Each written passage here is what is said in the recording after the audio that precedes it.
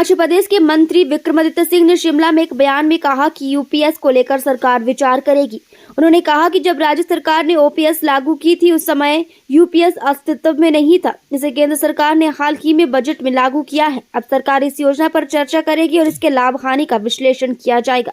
उन्होंने कहा कि इस विषय को कैबिनेट बैठक में रखा जाएगा और मुख्यमंत्री से चर्चा के बाद निर्णय लिया जाएगा। राज्य सरकार का मुख्य उद्देश्य प्रदेश के कर्मचारियों के हित की रक्षा करना है। मंत्री ने यह भी कहा कि केंद्र सरकार के पास हिमाचल प्रदेश के कर्मचारियों के 9,000 करोड़ रुपए जमा है, जिसे प्रदेश सरकार को वापस करना चाहिए। उन्होंने केंद्र सरकार से अनुरोध किया कि इस विषय को राजनीतिक मुद्दा न बनाया जाए और प्रदेश के अधिकारों को सुरक्षित रखा जाए। नहीं, इस पे हम डिस्कस करेंगे, क्योंकि हमने जब ओपीएस को लागू किया था उस समय तो यूपीएस नहीं था, ये बाद में लागू किया गया है और केंद्र सरकार द्वारा पिछले बजट में इसकी अनाउंसमेंट हुई है और उसके बाद इसको किया जा रहा है। तो इस परिप्रेक्ष्य में कैबिनेट मीटिंग में हम इसके बारे में डिस्कस करेंगे मुख्यमंत्री जी से और क्या विचार इसमें बनता है, जिसमें हमने मेन एजेंडा है प्रदेश के कर्मचारियों के हित को साधना। तो उसमें क्या ज़्यादा बेनिफिशियल है, ओपीएस ज़्यादा बेनिफिशियल है या यूपीएस ज़्यादा बेनिफिशियल है, तो उस चीज़ के प्रोज एंड कॉन्स सब चीज़ के देखे जाएंगे और उसके परिप्रेक्ष्य में कैसे फिर इसको आने वाले समय में इम्प्लीमेंट करना है जिससे प्रदेश के कर्मचारियों का हित बरकरार रहे, उस दृष्टि से हम आगे बढ़ेंगे। और निश्चित तौर से जो इसके फाइनेंशियल इम्प्लीकेशंस है उसको भी स्टडी करने की आवश्यकता है, कितना बोझ उससे सरकार के ऊपर पड़ रहा है, किससे कम होता है, कौन सी स्कीम को अडॉप्ट करने से कम बोझ पड़ता है, इन सब परिप्रेक्ष्य को देखा जाएगा और उसके बाद जो है कैबिनेट और मुख्यमंत्री जी इस पे अंतिम फैसला लेंगे। ये जो 9,000 करोड़ रुपया अभी तक नहीं मिल पा रहा है, जिसकी डिमांड लगातार 2 साल से आप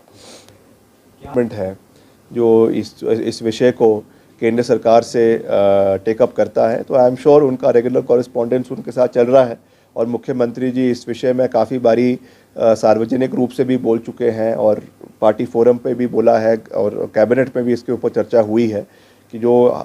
उनका पैसा 9,000 करोड़ रुपए वहाँ पे जमा है,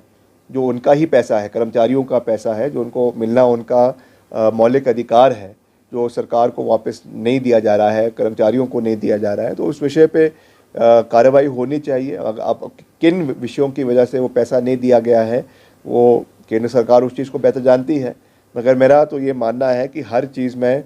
राजनीति नहीं होनी चाहिए। अल्टीमेटली हम एक फेडरल डेमोक्रेटिक रिपब्लिक में रहते हैं जहाँ पर राज्य का अपना एक रोल है, केंद्र का अपना रोल है और डिफरेंस ऑफ ओपिनियंस हो सकते हैं, अलग अलग पार्टी की सरकारें केंद्र और प्रदेश में हो सकती है, मगर कुछ ऐसे विषय होते हैं जो प्रदेश हित के विषय हैं, उसमें हमें एक कलेक्टिव रूप से आगे बढ़ने की आवश्यकता है। जो प्रदेश के विकास, होलिस्टिक डेवलपमेंट, चाहे वो टूरिज़्म है, चाहे वो कैपिटल इंफ्रास्ट्रक्चर है, रोड इंफ्रास्ट्रक्चर है, हेल्थ केयर है, उसमें हिमाचल बिना केंद्र के सरकार के साथ सर्वाइव नहीं कर सकता है। ये एक